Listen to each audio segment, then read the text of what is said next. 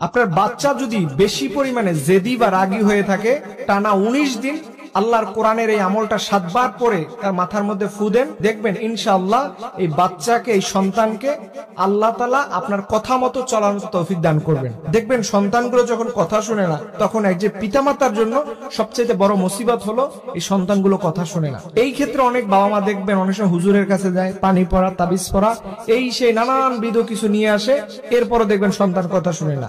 আমি আপনাদের বলবো, খবরদার, সন্তান কথা শুনে না, জেদি রাগী, আপনি ওকে কাছে টেনে আল্লাহর কোরআনের সূরা আলে ইমরানের এই দোয়াটা পড়ে আপনি তার মাথার গোড়ালিতে হাত রেখে নিয়মিত 7 বার আপনি ফরজ নামাজের পরে পড়ার চেষ্টা করবেন।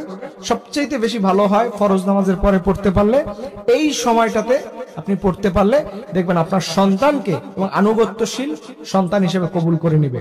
এর জন্য আপনার সন্তানকে বরদোয়া না করে, যদি দুষ্টুমি করে, জেদি হয়, বদমেজাজি হয়, আপনি তাকে কাছে টেনে এই আমলটা করে নিয়মিত আপনি 19 দিন আমলটা করুন। ইনশাআল্লাহ তাআলা আপনার সন্তানকে আল্লাহ তাআলা সন্তুষ্ট করে দেবে আপনার জন্য। কিভাবে পড়বেন দোয়াটা বলে দিচ্ছি। সূরাতুল আল ইমরানের 83 নম্বর আয়াতটা পড়ে আপনি তার মাথার এই চুলের গোড়ালির, কপাল এবং চুলের গোড়ালি এখানে হাত রেখে নিয়মিত 7 বার আপনি পড়বেন। আফা গায়রা দীনিল্লাহি ইয়াবগুন ওয়া লাহু আসলামা মান ফিস সামাওয়াতি ওয়াল আরদি তাওআন ওয়া কারহান ওয়া ইলাইহি ইউরজাউন। এই দোয়াটা আপনি 7 বার যতবার পারেন আপনি পড়েন।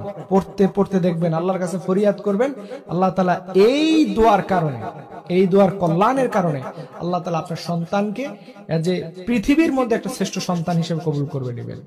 আপনি জানেন না যে এই সন্তানের মধ্যে কতটা সক্ষমতা রয়েছে, কতটা পাওয়ারফুল নিয়ে একটা সন্তান পৃথিবীতে আসে। এটা পৃথিবীর বাপ মা যদি জানতো, তাহলে বাপ মারা কখনো সন্তানকে অভিশাপ দিত না। আল্লাহ তাআলা আমাদের সন্তানগুলোর মধ্যে যে এত রিসোর্স, এত ক্যাপাবিলিটি, এত ক্যাপাসিটি, এত শক্তিমত্তা দিয়ে আল্লাহ তাআলা তাদের তৈরি করছেন, এটা পৃথিবীর মানুষ যদি জানতো, তাহলে তার সন্তানগুলো পৃথিবীর বড় বড় পোস্টে চাকরি করতো। এটা অনেক বাবা মা বুঝে না, অল্পতেই হয়রান হয়ে যায়, অল্পতেই পেরেশানি হয়ে যায়। আপনি আপনার সন্তানের পিছনে ইনভেস্ট করুন। আপনি টাকা জমিয়ে রাখবেন ওইটা দরকার নাই। আপনি সন্তানকে মানুষের মতো মানুষ করেন, ওকে একটা বড় পর্যায়ে নিয়ে নেন, ও আপনাকে ইনকাম করে এর চেয়ে বড় কিছু করে দিবে। টাকা রেখে যাওয়ার দরকার নাই। সন্তানের পিছে আপনি বিনিয়োগ করুন, সন্তানকে আপনি বিনিয়োগের মাধ্যম করুন, বিনিয়োগ করার জন্য ব্যবসা নয়। আল্লাহ সুবহানাহু ওয়া তাআলা তিনি আমাদের সবাইকে এই কথাগুলো আমল করার তৌফিক দান করুন। আমিন।